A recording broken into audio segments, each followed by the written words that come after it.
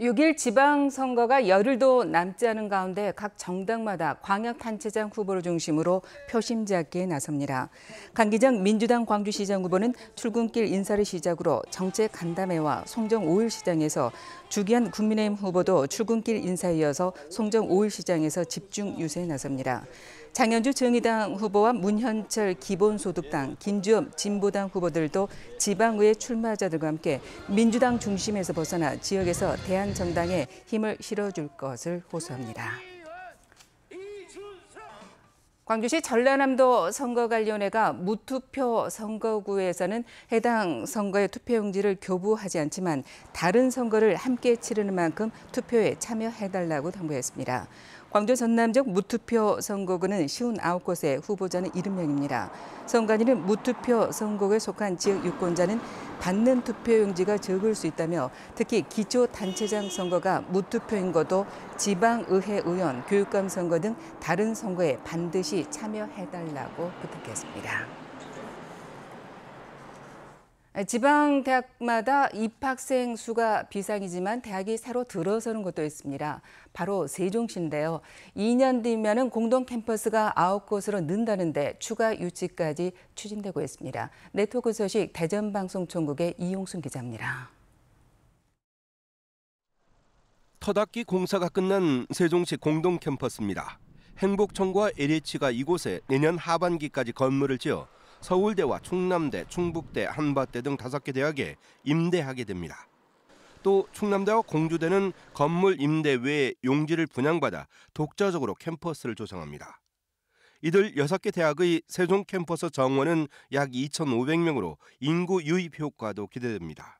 교육부를 포함한 다양한 중앙부처와 관련 기관들이 입주해 있기 때문에 그들과 협력하고, 그리고 입주한 대학들과도 좀 긴밀히 소통하면서, 이들 대학은 본교의 특정 단과대학이나 대학원을 세종으로 옮겨 생기는 여유 공간을 산학협력단지 등으로 활용하겠다는 보관입니다.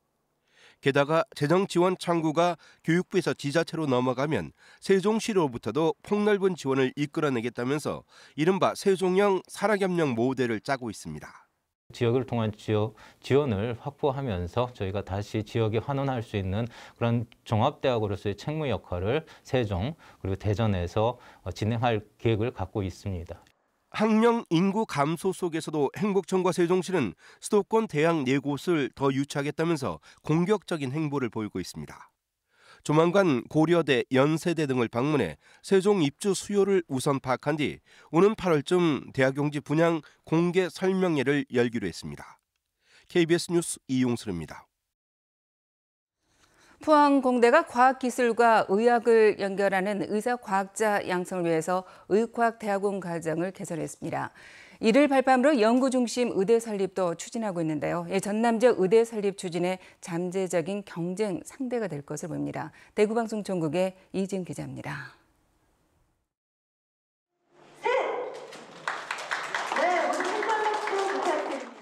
포항공대 융합대학원이 의사과학자 양성을 위한 의과학대학원 출범식을 가졌습니다. 예측의학과 신약개발 등 의과학, 의공학 중심의 대학원 과정으로 다음 학기에 신입생을 모집해 내년부터 본격 운영에 들어갑니다. 포항공대는 우수한 바이오 분야 인프라를 갖춘 연구개발 특화 공과대학으로서 그동안 축적해온 기술을 전면 활용하기로 했습니다. 저희 교수님들 300분 중에서 바이오 산업과 관련된 연구를 하시는 분들이 100분이 넘습니다. 즉, 이곳에는 바이오 산업을 일으킬 수 있는 기초 또는 기반 기술이 충분히 존재합니다. 이번 의과학원 과정 개설로 연구중심 의과대학과 스마트 대학 병원 설립 사업도 탄력을 받게 됐습니다. 경북도와 포항공대는 연구중심 의대와 병원이 설립되면 지역의 열악한 의료 여건을 개선하고 첨단과학 인프라와 연계한 지역 균형 발전은 물론 국가 바이오 헬스 산업 육성과 경쟁력을 확보할 것으로 보고 있습니다. 포항시는 방사능 가속기 그리고 세포막 단백질 연구소를 비롯한 과학 인프라들이 충분히 갖추어져 있기 때문에 해결 과제는 의대 설립에 필요한 정부 허가입니다. 의사정원 확대를 반대하는 의료계와의 공감대 형성도 필요한 상황. 새 정부 과제에 연구중심 의대 설립이 포함됐지만 구체적인 전략 수립과 효율적인 지역 여론 전달이 결국 관건이 될 전망입니다. KBS 뉴스 이지은입니다.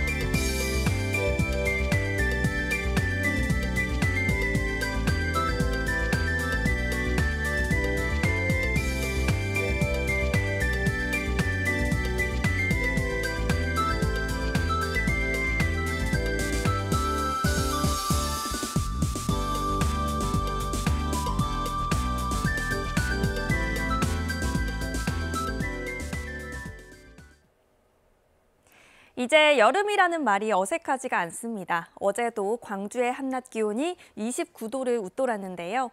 모레까지 초여름 더위가 이어지겠습니다. 오늘 낮 최고 기온은 30도, 내일과 모레는 31도가 예상되고요. 강한 햇볕에 체감 온도는 더 높겠습니다. 더위 대비하셔야겠습니다. 오늘 하늘은 대체로 맑겠지만 광주는 오전 한때 공기가 탁하겠습니다. 초미세먼지 농도 나쁨 단계 예상되고요. 오후에는 차차 농도가 낮아지겠습니다.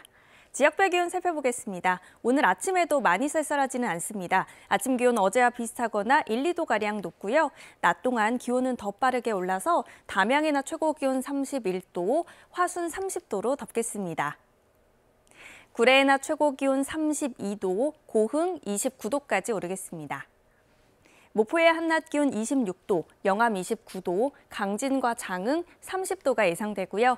신안을 비롯한 도서 지역은 23도에서 26도까지 오르겠습니다. 바다의 물결은 전해상에서 비교적 잔잔하겠지만 바다 안개가 짙게 끼는 곳들이 있겠습니다.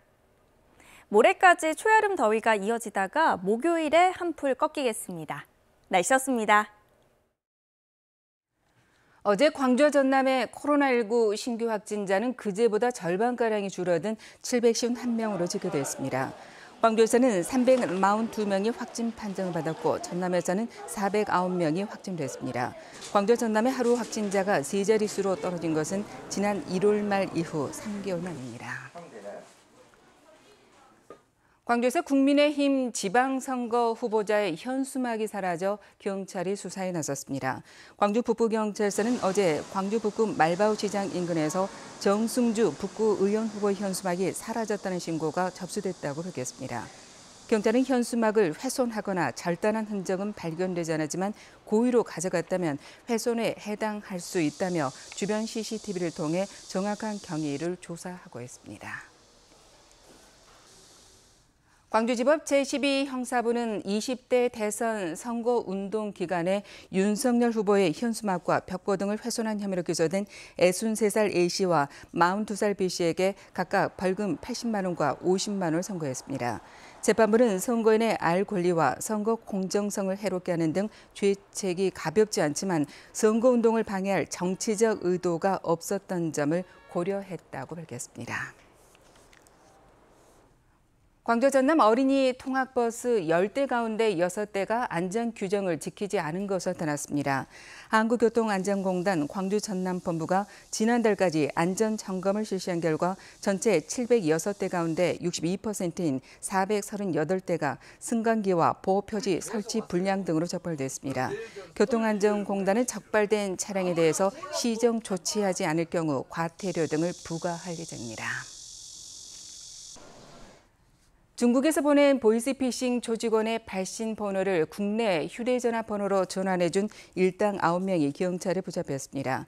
전남경찰청은 여수시 화장동의 한 원룸에 중국 발신 전화번호를 국내 010 번호로 바꿀 수 있는 중계기를 설치해 전화 금융 사기를 벌인 혐의로 41살 A씨 등 9명을 구속했습니다.